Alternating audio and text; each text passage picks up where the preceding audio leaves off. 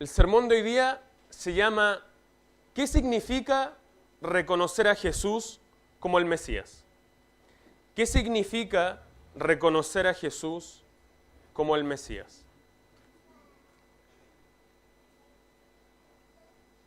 ¿Qué significa reconocer a Jesús como el Mesías?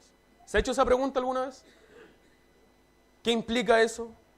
¿Cuál es el verdadero significado de decir, sí, yo creo que Jesús es el Mesías, el Hijo de Dios, que fue enviado para salvar a los pecadores? ¿Lo ha pensado alguna vez? Bueno, hoy día vamos a estar meditando un poco de eso.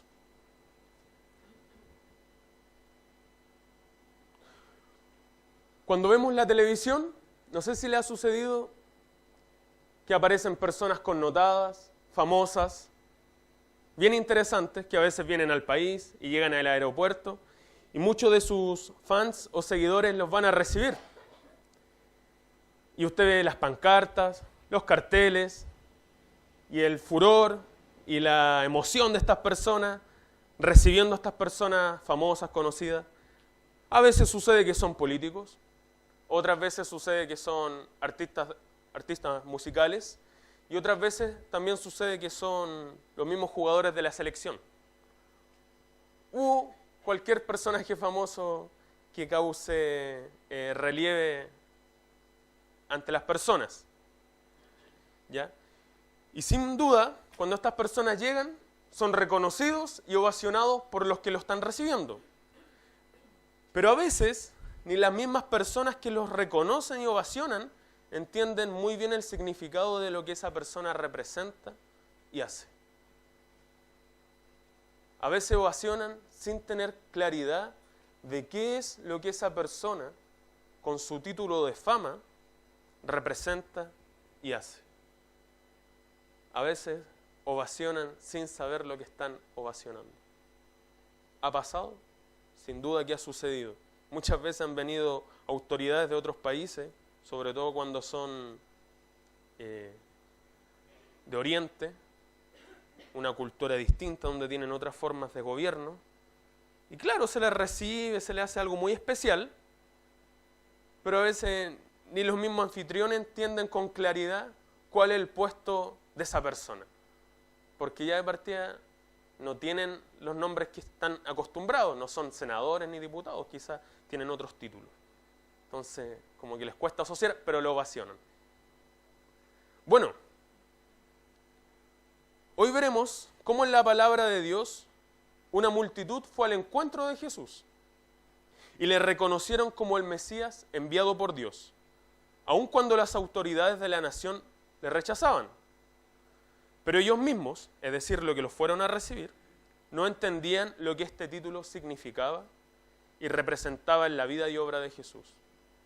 Para reconocer plenamente al Señor Jesús no basta con solo reconocer el título que Él posee, pues también es necesario entender qué significa ese título en su vida y obra y qué eso implica en mi vida. Y eso es lo que vamos a estudiar hoy día. Usted recordará al Señor en el tiempo de la transfiguración, se le aparecieron dos personajes del Antiguo Testamento, Elías y Moisés. ¿Y de qué hablaban? Hablaban de la partida del Señor, que iba Jesús a cumplir ¿en qué ciudad? En Jerusalén. ¿Y qué iba a acontecer? Que en esta ciudad iba a ser entregado en manos de hombres pecadores. Entonces el Señor, al terminar su ministerio en la región de Galilea, cuando se cumplió el tiempo en el que había de ser recibido arriba, afirmó su rostro para ir a Jerusalén. Y note eso, afirmó su rostro. Usted me dirá, ¿dónde sale eso? Lucas capítulo 9. Lucas 9, versículo 51. Note eso. El Señor afirmó su rostro para ir a Jerusalén. ¿Por qué? Porque una gran empresa le esperaba allá. Algo muy grande. Y que sin duda iba a requerir mucha fortaleza, firmeza e integridad. Sabemos que el Señor tenía toda integridad y fortaleza, pero el texto es claro en decir, afirmó su rostro, porque sabía que se le venía algo bien difícil, algo bien duro. Entonces, Lucas 9:51, un hermano que lo quiera leer rápidamente. Lucas 9:51.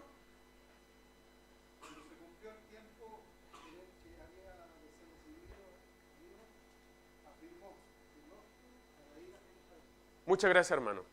Afirmó su rostro. Y pasaba de ciudad en ciudad, de aldea en aldea. ¿Y qué es lo que hacía? Enseñaba y se encaminaba ¿hacia dónde? A Jerusalén.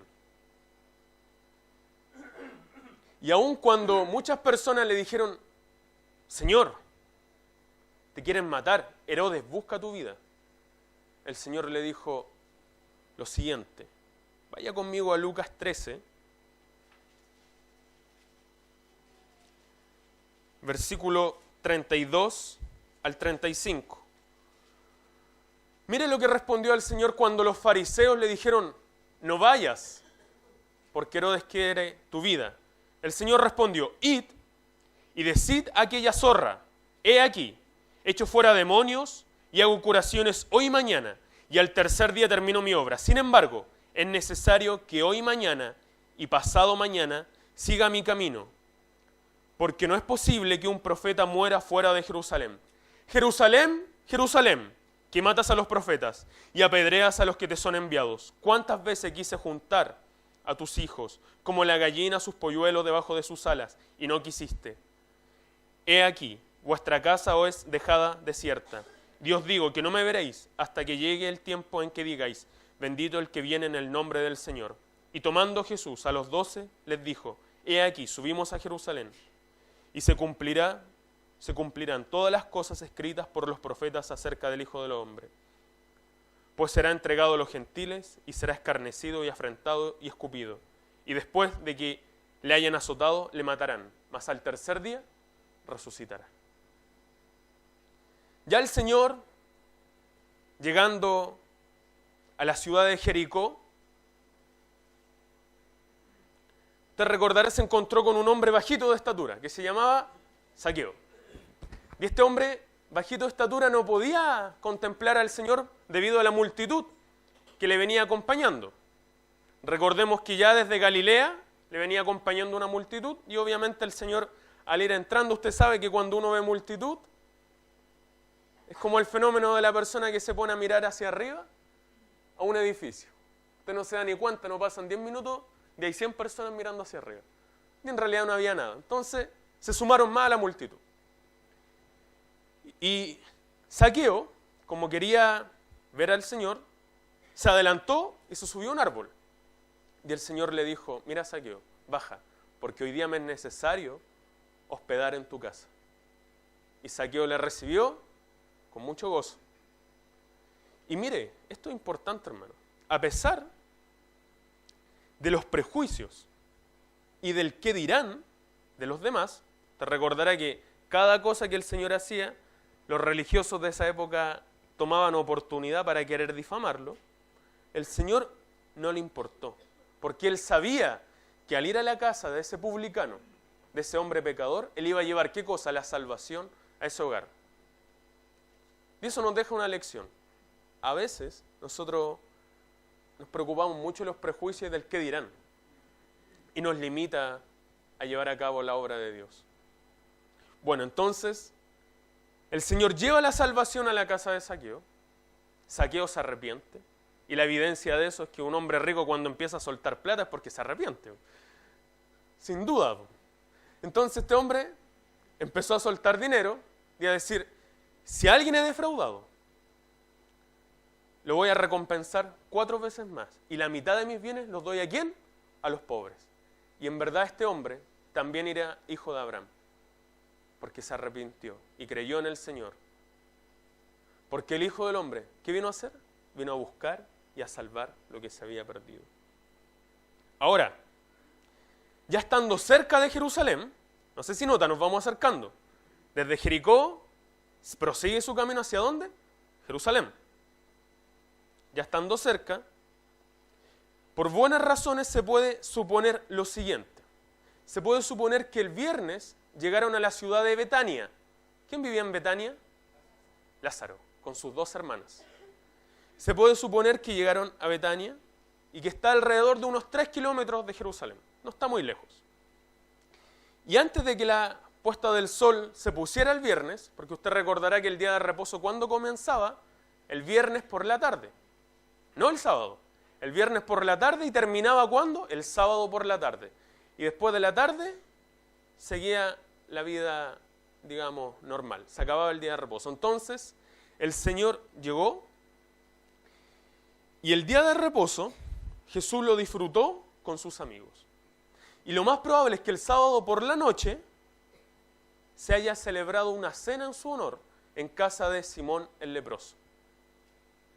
Usted me dirá, ¿dónde está eso? Si quiere, búsquelo ahí en Marcos 14, del 3 al 9. Ahí dice que se celebró esa cena en honor al Señor. Y que al día siguiente, siendo domingo, un domingo como hoy, ocurrió la entrada triunfal a Jerusalén. En la sección donde Jesús narra la parábola de las 10 minas, había una referencia a dos palabras muy importantes: reino y rey. Reino y rey, reino y rey. Y ahora el rey, aunque no es el tipo de rey que querían aquellas personas, sino por el contrario, era un rey totalmente opuesto a lo que ellos esperaban, llega cabalgando a Jerusalén. Ya notarán qué es lo que vamos a estudiar hoy día. Vamos a estudiar hoy día la entrada triunfal de nuestro Señor a Jerusalén. Así que vaya conmigo a Lucas capítulo 19, versículos 28 al 44.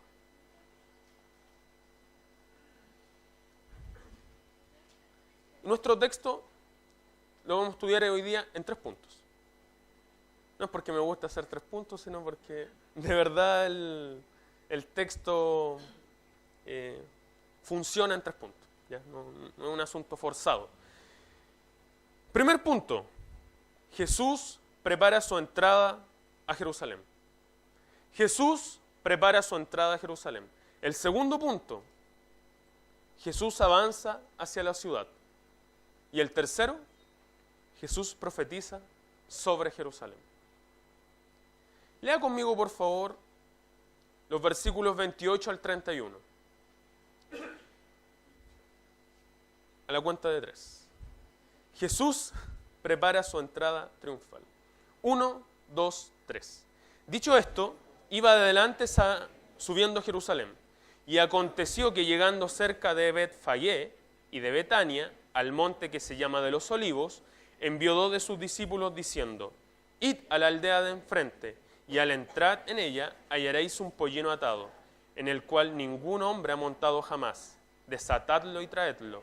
Y si alguno os preguntare por qué lo desatáis, le responderéis así: porque el Señor lo necesita. Entonces, hasta ahí vemos el plan que Jesús tiene para llevar a cabo su entrada triunfal. Y recordemos, el Señor venía ¿desde dónde? Desde Jericó. Y un dato interesante: Jericó está a 250 metros bajo el nivel del mar. Y Jerusalén, por el contrario, está a 700 metros sobre el nivel del mar, lo que da una diferencia de 1050 metros entre una ciudad y otra, por un camino de 27 kilómetros. Todo eso había recorrido nuestro Señor, y usted entenderá que el Señor iba ascendiendo. Entonces no fue un trayecto, digamos, fácil. Bueno, ahora Jesús va acompañado de sus discípulos, y ya estando cerca de su destino final, les dará una orden para preparar todas las cosas para su entrada triunfal. Ahora, cuando avanzaron, ¿a qué ciudad llegaron? ¿O a cuál de 2 ciudades llegaron? Betfagé y Betania. Estas 2 ciudades, ¿ya?, eran ciudades que estaban contiguas, es decir, al lado del Monte de los Olivos. Ambos pueblos se encontraban en el sudeste del Monte de los Olivos, como ya he dicho, a 3 kilómetros de Jerusalén. ¿Y qué es lo que permitía entrar por acá? Que si Jesús llegaba por el monte de los olivos y descendía a Jerusalén, llegaba de inmediato a un lugar muy importante para la fe judía, al templo. Entonces, él descendiendo por el lado del monte de los olivos, llegaba de inmediato al templo. Entonces, todo lo que el Señor está haciendo, él lo tenía claramente planificado. Nada se había salido de sus manos. Y eso lo notaremos en el transcurso del estudio. Note que le dice a los discípulos, vayan a buscar a la aldea del frente un pollino, es decir, un asno de joven edad, y le traerán a mí. Y si alguien les pregunta por qué lo están desatando, ustedes le responderán, ¿qué cosa? Porque el Señor lo necesita. Entonces, lo primero que tenían que hacer, ir a buscar un pollino. Y lo más probable es que esta ciudad de enfrente era la ciudad de Betfagé. Y cuando entraron, note lo siguiente, hallaron tal cual como el Señor le había dicho. Ni más ni menos. Hallaron el pollino, y era un pollino de joven edad, el cual nunca nadie había montado. Y ahora surge una pregunta, ¿por qué tenía que tener esta característica este pollino? ¿Por qué nunca nadie lo tenía que haber montado? Porque en el Antiguo Testamento, para hacer sacrificios especiales, se buscaba cosas que no hubieran sido usadas por nadie. Por ejemplo, para sacrificar una vaca, cuando se encontraba una persona muerta y no sabían quién fue el homicida de aquella persona, se medía la ciudad que estaba más cerca y los ancianos de esa ciudad tenían que sacrificar una vaca a la cual nunca se le haya sometido a trabajo ni se le hubiera puesto un yugo. Entonces se buscaba animales o seres humanos sin uso para fines de consagración, para fines sagrados. Y esto no nos es de sorprender. La Virgen María estuvo sin uso. Te recordará el lenguaje que ocupa el apóstol Pablo. En Romano 1, cuando dice que los hombres abandonaron el uso natural. La palabra uso ahí usted debe captar, entender que se está refiriendo a que nunca un hombre, de que un hombre había conocido a una mujer. ¿Ya? Entonces aquí pasa lo mismo, María estaba sin uso, nunca había conocido a un varón. Y de esa manera el Señor fue concebido en su vientre y así también Él nació. ¿Qué más sabemos? La tumba de nuestro Señor, ¿alguien la había usado antes? Tampoco. Entonces vemos que hay un patrón, que las cosas consagradas y sagradas siempre tenían que estar sin usos, dedicadas. Y esto, por eso no nos debe extrañar que este burrito no debió haber sido montado por nadie. Ahora, fíjese que ellos debían desatarlo, y para que ellos no dudaran, si es que alguien les preguntaba por qué lo están desatando, el Señor les da una respuesta. Le dice, miren, ustedes van a responder lo siguiente, porque el Señor lo necesita, porque el Señor lo necesita. Y el Señor mostró con esto, ¿qué cosa? Su omnisciencia. Porque Él sabía, primero, que iba a estar el burro en tal ciudad, en tal momento, que ese burro en particular nunca nadie lo había usado, y también sabía que cuando los discípulos llegaran y se encontraran, cuando ellos lo estuvieran desatando, el Señor sabía que los dueños de ese burrito iban a estar presentes ahí. Y para que ellos no titubearan, no dudaran, le dice, ustedes respondan esto. Y se cumplió tal cual como el Señor había dicho. Y esto nos deja una tremenda aplicación práctica en nuestras vidas. Cuando Dios nos manda a hacer algo, Él no solo nos dará la orden, sino también nos dará los medios y nos preparará el camino para que podamos cumplir con lo que nos ha ordenado. No es que solamente Dios te envía, sino que también te provee los medios para que tú puedas cumplir con lo que Él te pide. Por tanto, cuando recibamos una orden de parte del Señor, no temamos, pues el mismo que envió es el que proveerá de todo para que su enviado pueda cumplir con lo ordenado. Entonces, hermano, muchas veces nos sucede que el Señor nos está enviando algo y titubeamos. ¿Te ha pasado? A mí me ha pasado. A mí muchas veces he sentido que el Señor está hablando a mi corazón, me está diciendo, haz tal y cual cosa, obedece la palabra y uno titubea. Pero uno siempre se tiene que acordar que el Señor no solo da la orden, sino que da los medios para que tú puedas cumplir la orden que Él te está pidiendo que hagas. Así que el mismo que envió es el que te proveerá. Amén. Ahora pasamos a la ejecución del plan. Versículos 32 y 34. Leamos juntos nuevamente. Fueron los que habían sido enviados y hallaron como les dijo. Y cuando desataban el pollino, sus dueños le dijeron, ¿por qué lo desatáis? ¿Por qué desatáis el pollino? Ellos dijeron, porque el Señor lo necesita. Entonces este pasaje nos está diciendo cómo se ejecutó el plan que ya el Señor premeditadamente había establecido. ¿Sí? Y cuando lo comenzaron a desatar, justo sucedió, aparecieron los dueños.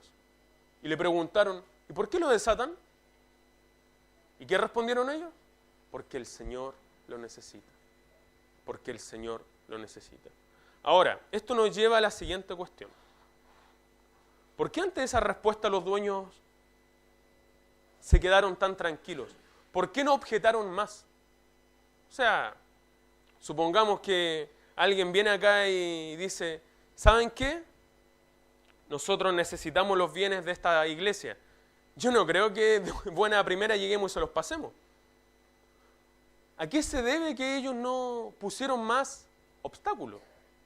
Bueno, el Evangelio de Marcos, que también narra la entrada triunfal, dice que el Señor les dijo, porque el Señor los necesita y que los devolverá. Entonces uno pudiera decir, claro, los va a devolver.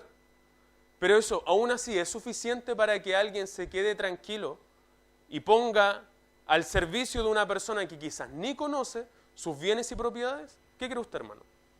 Es probable que no. Lo más probable es que no. Por ejemplo, considere lo siguiente. Si unos hombres vienen ante alguno de nosotros y nos dice, requerimos usar sus propiedades y bienes, porque fulanito de tal los requiere. Y por cierto, él promete devolverlos. Dudo que mucho de alguno de nosotros llegue y se los pase tan fácilmente sin tener al menos más datos e información de quién es ese fulano. ¿O no? Sin duda que sí. Entonces notamos que para que ellos hayan accedido tan fácilmente ante la sola respuesta, porque el Señor lo necesita y luego lo devolverá, es porque esas personas reconocían, esto es importante, reconocían el título y a la persona que poseía ese título como a alguien de gran importancia y relevancia.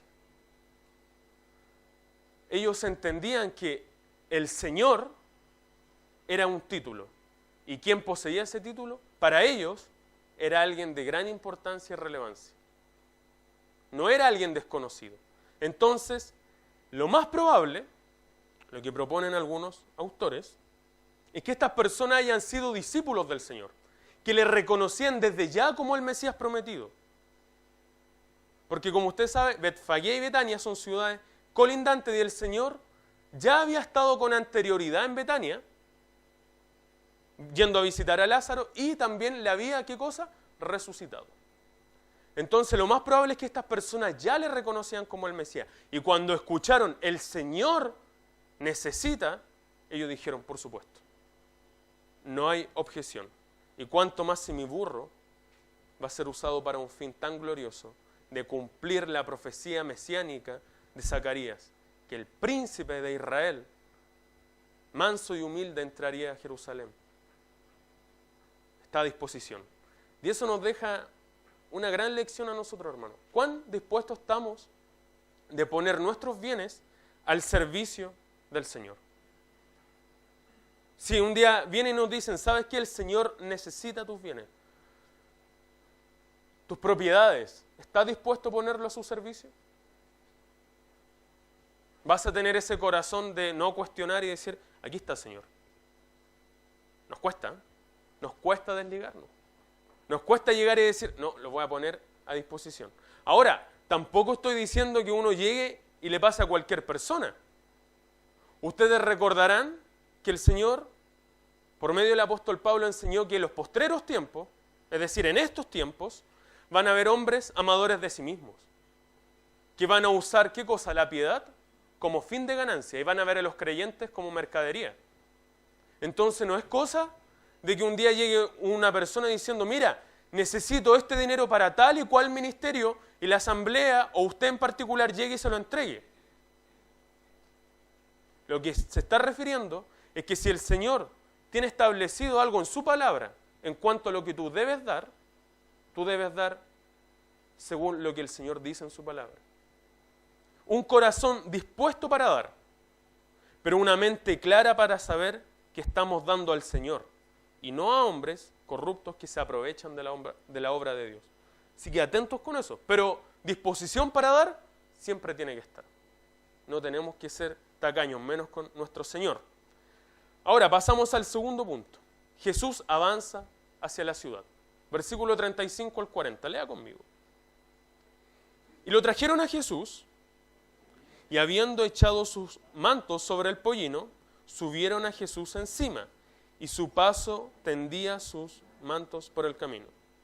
Cuando llegaban ya cerca de la bajada del Monte de los Olivos, toda la multitud de los discípulos, gozándose, comenzó a alabar a Dios a grandes voces por todas las maravillas que habían visto, diciendo, bendito el que viene en el nombre del Señor, paz en el cielo y gloria en las alturas. Hasta ahí, hasta el 38. Luego completamos 39 y 40. Entonces, después que los discípulos cumplieron de haber traído este pollino al Señor, ¿qué fue lo que hicieron? ¿El Señor a cuántos discípulos había enviado? 2. Y estos 2 trajeron, y junto con los otros 10, debieron haber puesto sus mantas para formar un tipo de cojín para que el Señor fuera más cómodo. Y las personas que venían acompañando al Señor ya desde Galilea y desde Betania, en este trayecto acercándose al Monte de los Olivos, ¿qué empezaron a hacer? A extender ¿qué cosa? Sus mantos. Y ustedes sabrán que hacer eso era señal de que iba pasando alguien de la realeza. Extender tus mantos ante una persona en ese tiempo era reconocerle a alguien de la alta realeza. Y tácitamente están explicando o están mostrando con esta acción ellos que estaban reconociendo que Jesús era el rey de los judíos. Y note después el cántico que hacen. Bendito el que viene en el nombre del Señor. Nuevamente citando ¿qué cosa? Un salmo mesiánico. Entonces, en este momento el Señor se viene acercando a Jerusalén. Viene entrando. Le van reconociendo las multitudes como el Mesías. Y cuando ya estaba cerca del monte, fíjese que toda la multitud de los discípulos se comenzó a gozar. Y empezaron a hablar entre ellos debido a todas las maravillas que había hecho el Señor. Es decir, todos los milagros que Él había llevado a cabo a lo largo de los 3 años de ministerio que estaba a punto de terminar al entrar en Jerusalén. Y el milagro que quizás los tenía más conmocionados, el que estaba más latente en sus mentes, era el de Lázaro. Que hace poco Lázaro había sido resucitado. Y muchos de los que venían en esta multitud habían sido testigos oculares de lo que había sucedido.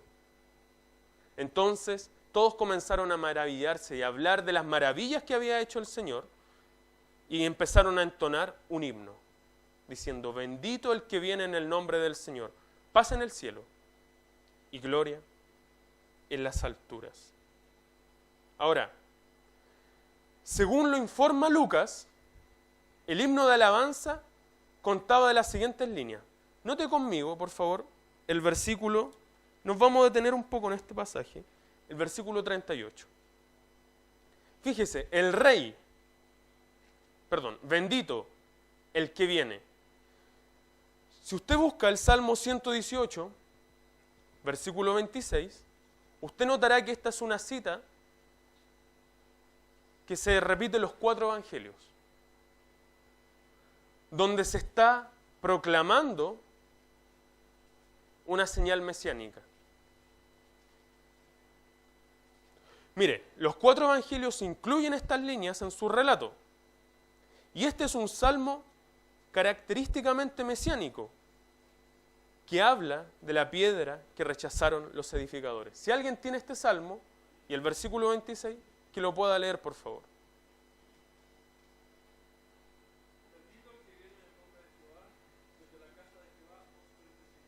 Muchas gracias, hermano.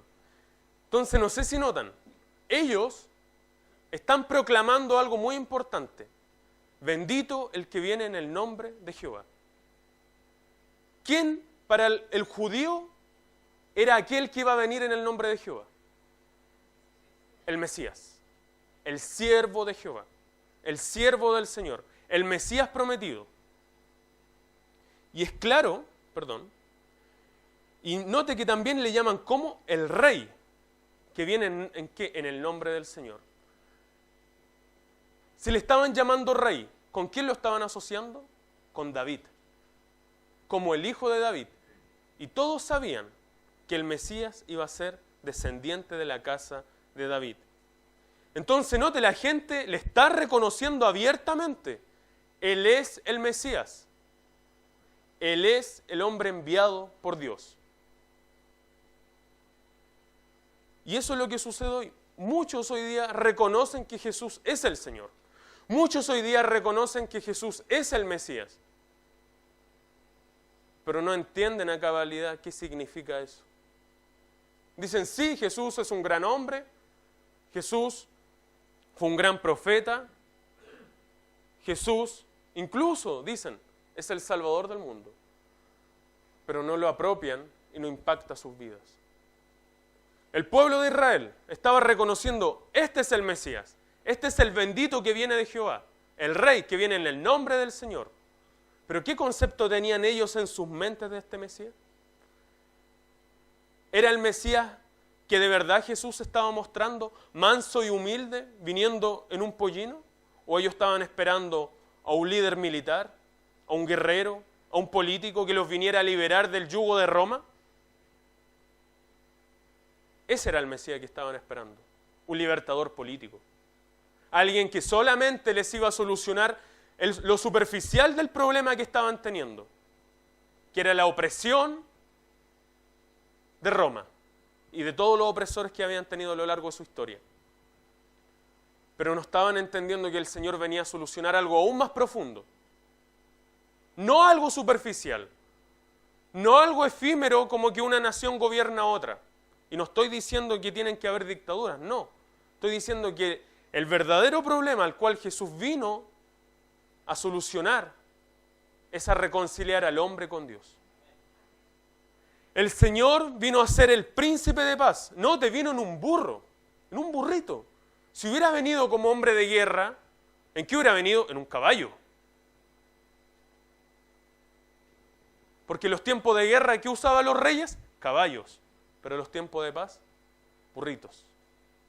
A Salomón, cuando le iban a proclamar rey, David, ¿qué orden dio? Súbanlo a mi mula y proclámenle rey. Tiempos de paz. Y en los tiempos de guerra, animales de guerra. También sucedió otro dato, Absalón. En plena guerra, se le ocurre ocupar, ¿qué cosa? Un mulo. Bueno, usted ya sabe, murió. No era el animal más indicado para la guerra. Entonces, el Señor viene como el príncipe de paz. Viene a ofrecer un reino de paz para con Dios.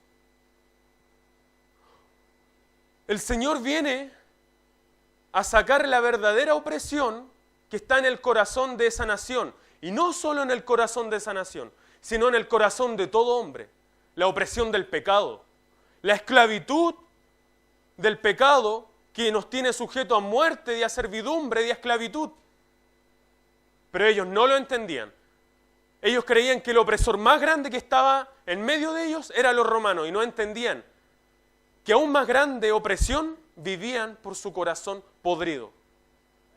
Como hoy día vive cada ser humano sin Jesucristo, con un corazón podrido, depravado, torcido. ¿Y cómo ven al Señor? No, es que el Señor es el que me va a solucionar los problemas aquí, el Señor es el que me va a solucionar los problemas acá. Pero no lo ven como en verdad lo tienen que ver. El Señor murió por mí en la cruz. El Señor vino a derramar su sangre para que yo tenga vida.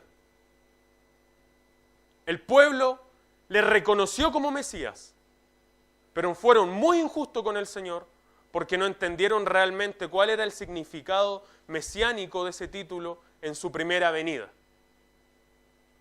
De ahora usted notará los versículos 39 y 40, aquí hay un rechazo abierto de las autoridades contra el Señor. Lea conmigo.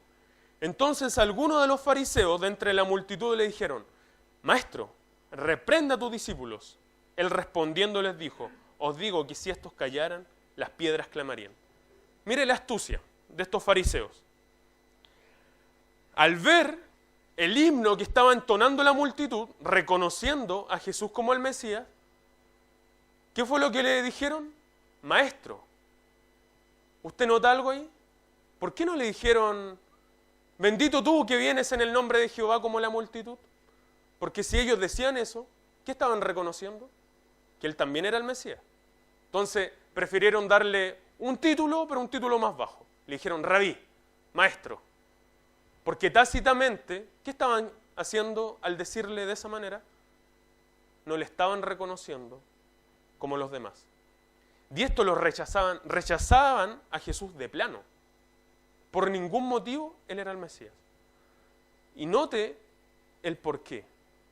Los fariseos, como los demás líderes religiosos, estaban tan preocupados de sacarse la opresión de Roma que cualquier insinuación infructífera de que iba a venir un Mesías y que no iba a resultar, ellos lo veían como un peligro, porque si sabían que si el pueblo se sublevaba siguiendo un Mesías, digamos, que no es el que ellos esperaban, un Mesías guerrero, un Mesías político, Roma iba a venir y los iba a arrasar y los iba a aplastar. Entonces, como ellos ya estaban entendiendo que Jesús no estaba apuntando a ser el Mesías esperado por ellos, y aparte porque les daba envidia de ver cómo todo el pueblo se iba tras Jesús y no tras ellos, le rechazaban.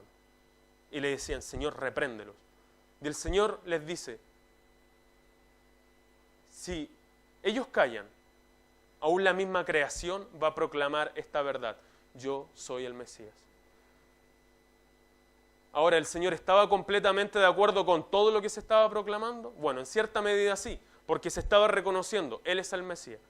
Pero por otro lado no estaba muy contento. ¿Por qué? Usted me dirá ¿por qué? Porque no estaban entendiendo el verdadero significado del mesianismo de Jesús en su persona y en su obra. Porque los que lo reconocían veían al Mesías en una mala concepción. Y estos, los líderes religiosos, le rechazaban. Y por esto no nos debe extrañar que el Señor, entrando a Jerusalén, siendo ovacionado, se pone a llorar. ¿Usted puede concebir eso, hermano? ¿Cómo puede ser que alguien venga siendo ovacionado y se lamente por ese pueblo? Es porque el Señor sabía el corazón de ellos. Y hoy día el Señor también sabe tu corazón. Él sabe cuáles son tus intenciones de estar acá en esta iglesia. Él sabe por qué estás acá.